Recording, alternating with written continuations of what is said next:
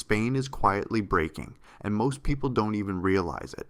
Because while headlines talk about tourism records and economic resilience, millions of Spaniards are living a completely different reality. Jobs that don't pay, rents that don't make sense, and a future that keeps shrinking year after year. This is not a temporary slowdown. This is not a normal cycle. This is a structural crisis, and it's never been worse. Spain used to be a country of upward mobility. You studied, you worked, you built a life. Today, you survive, if you're lucky. In this video, we're going to break down what is really happening inside Spain's economy, why wages are stuck, why housing is out of control, why young people are leaving, and why the so-called recovery is mostly an illusion.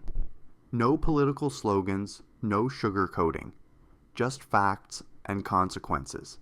Spain doesn't have a job problem. It has a job quality problem. Yes, unemployment has fallen compared to the past, but that statistic hides something much uglier. A massive share of new jobs are temporary, part-time, low-paid, and unstable. Many Spaniards are technically employed but economically stuck. If you're earning close to the minimum wage, your job doesn't protect you from poverty. It only delays it. And here's the brutal truth. Spain's labor market traps people instead of rewarding them. Young workers jump from contract to contract. Older workers are pushed out early. Productivity stays low, and wages follow. This isn't bad luck. This is how the system is designed. Spain didn't just get more expensive. It became disconnected from income reality. Rents surged, food prices jumped, energy costs exploded. Wages barely moved. When inflation hit, salaries didn't catch up. They fell behind and stayed there. That means every year Spaniards can afford less, meant fewer groceries, worse housing, fewer savings, no long-term planning. This is how a middle class disappears. Not overnight, but quietly, month by month. Spain's housing crisis is not accidental. It's the result of policy failure and global pressure. In major cities and coastal regions, rents have doubled in a decade. Buying a home requires generational wealth. Locals compete with investors and short-term rentals. The result? Teachers, nurses, service workers, the people who keep cities running, can't afford to live there. Young Spaniards don't delay moving out because they want to. They delay it because the math doesn't work. When a country forces its working population to live with parents into their 30s, something is deeply wrong. Tourism is Spain's lifeline, and its trap. Yes, tourism brings money. Yes, it creates jobs. But it also inflates housing prices, keeps wages low, concentrates wealth, and makes the economy fragile. When your growth depends on visitors, your stability depends on factors you don't control. Global recessions, geopolitical shocks, travel. Slowdowns. Spain didn't diversify enough when it had the chance. Now it's paying the price. Spain isn't just losing people, it's losing potential. Young, educated Spaniards are leaving. For better pay, for stability, for a future that feels possible. This isn't about ambition, it's about survival. When a country invests in education but exports its talent, the long-term damage is enormous. And the worst part? Those who leave rarely come back. Spain's debt keeps growing, and the solution has been simple: borrow more. Low interest rates made it feel manageable, but that era is ending. Higher rates mean more pressure on public finances, less room for social spending, harder choices ahead. You can delay reality, Martin de Pierre, but you can't escape it. Spain has faced crises before, but this one is different, because it's not about collapse, it's about stagnation. A slow erosion of opportunity, a long decline in expectations. People don't protest because they're exhausted. They don't believe change is coming. That's the most dangerous stage of any crisis. Spain is not failing loudly, it's failing quietly.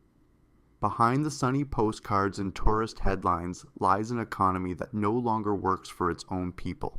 This crisis won't end with a single reform. It won't disappear with better PR. It will only end when the system starts rewarding work, protecting living standards, and giving young people a reason to stay.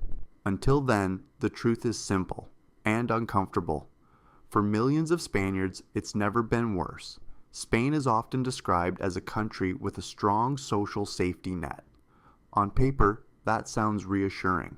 In reality, the system is stretched thin. Public healthcare is still functioning, but waiting times are growing.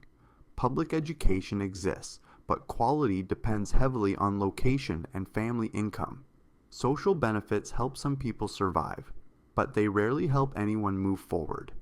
This creates a dangerous dependency loop. Instead of enabling independence, the system increasingly manages decline. When people stop believing that work leads to progress, incentives collapse. When effort isn't rewarded, productivity drops. And when productivity drops, the entire economy slows down. Spain isn't protecting its future. It's buffering the present at an unsustainable cost. Small and medium-sized businesses are supposed to be the backbone of the economy. In Spain, they're suffocating. On one side, rising energy costs, higher rents, more regulation. On the other, weak consumer demand, low purchasing power, shrinking margins. Many businesses aren't growing. They're just trying not to disappear. This matters because small businesses create most jobs. When they struggle, employment quality declines even further. Instead of innovation, you get stagnation. Instead of expansion, you get survival mode. An economy built on survival can't compete globally. Spain isn't one economy, it's several, moving at different speeds. Major cities and tourist hubs attract investment. Interior regions and smaller towns fall further behind. This creates internal migration, depopulation, and inequality.